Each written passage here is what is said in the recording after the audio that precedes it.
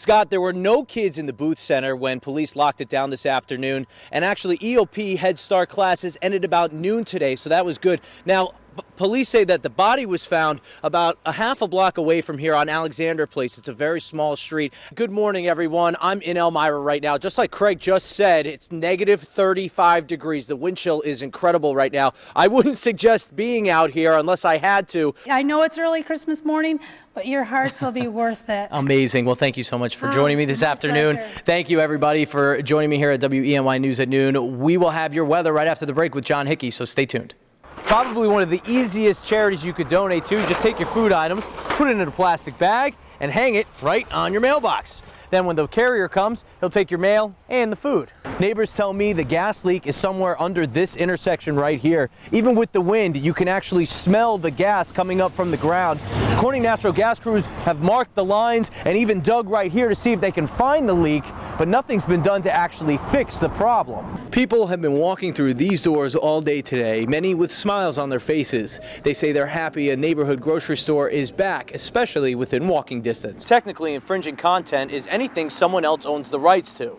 So let's say I wanted to sing happy birthday and post it to the web. Well, I could be sued, and so could the website I posted to. The explosion at 48 Wilson Street not only destroyed that home, but also decimated both homes surrounding it. The owners of this home at 46 Wilson say the only way they can go on is to rebuild from the ground up. Ultimately, there's two options for the county. They could accept the money for repurchase or shut the door on the offers and look for a new owner. The trucks, they pass just feet away from the homes on Williwana Road. And the noise, it's constant, all day, every day.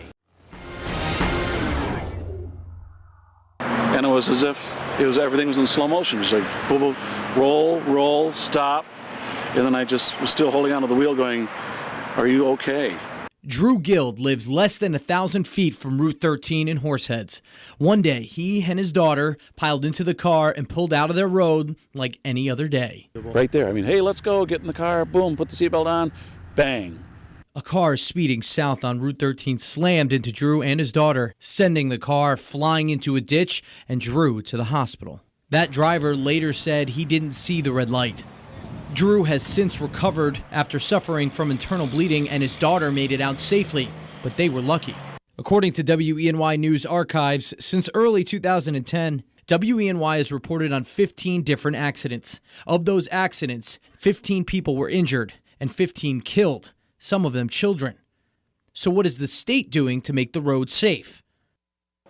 Paul McEnany is the regional traffic engineer for the New York Department of Transportation.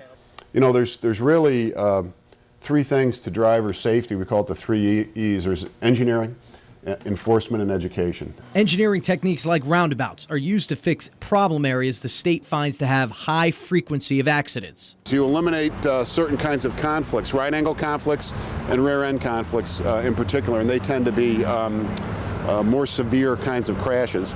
2 roundabouts were recently installed, one at the Franklin Street intersection and another at Old Ithaca Road. It could have slowed down the speeder that hit Drew and his daughter. The road itself is reasonably safe. There are no identified areas on 13 right now that we're studying. So the road is apparently safe in design. But what about the second E, enforcement? Police say speeding is one of the biggest problems. This beam travels at the speed of light. I mean, that's 186,000 miles per second. So there's no way that you can slow down before I get your reading. If it's so easy to get caught, why do people continue to speed? I didn't realize I was going over the speed limit. But oftentimes, I think with the going up and down over the little bits of different sloping on this highway, you tend to get a little bit fast. If the road is designed safely and police are doing everything they can to enforce the law, why is Route 13 so dangerous?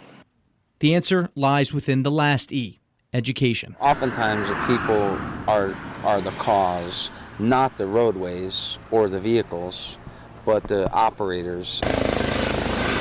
In the end, the only way to keep Route 13 safe is you. Stay off the phone under the speed limit, or it could cost you your life. Pay attention. Just pay attention.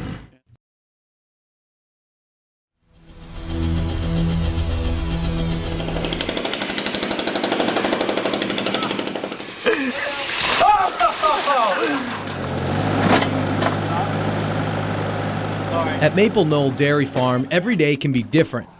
Farmers' routines can change by the moment, but it usually starts off the same, getting up early to feed the livestock. One cow eats about 100 pounds of feed and drinks 60 gallons of water every day. And today, it was my job to feed them. All right, bring it back out. Yeah, he knows.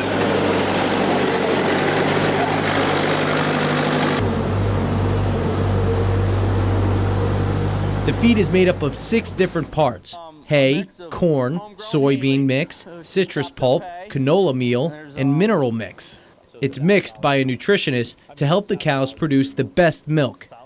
Maple Knoll Farm in Lawrenceville has been in the Barnes family since 1847, so they know how to conserve money. They grow all their own hay and corn to save. They keep most of the corn mix in silos. Today, we're topping off the inside. Now, what are we doing up here 60 feet in the air here? Well, we've been filling this with corn the past few days, so I come up to see how full it is, how level it is. We can put some more in. We're going to do that here in a moment. We got to have it nice and level across there to put the unloader down, and then we can feed out of it till next year. From the outside, it looks calm, but inside, it looks like this.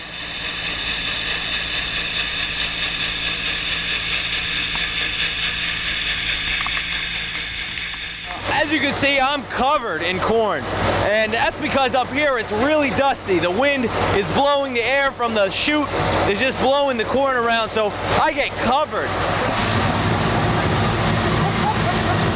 I think this is a dirty job if I've ever seen one. Once the cows are fed, it's time to start milking, and it looks pretty easy. Then dip the cow, and then you squeeze it, and then you clean it with a towel, and then you put the milkers on. Glenn has been milking cows since he could walk. The business is part of the family. And all that experience paid off. I had a hard time when I tried. As far as I'm concerned, the Barneses can keep the business in the family. So our kids will own it after us, and it'll hopefully be a succession as long as we're able to keep continuing to operate financially.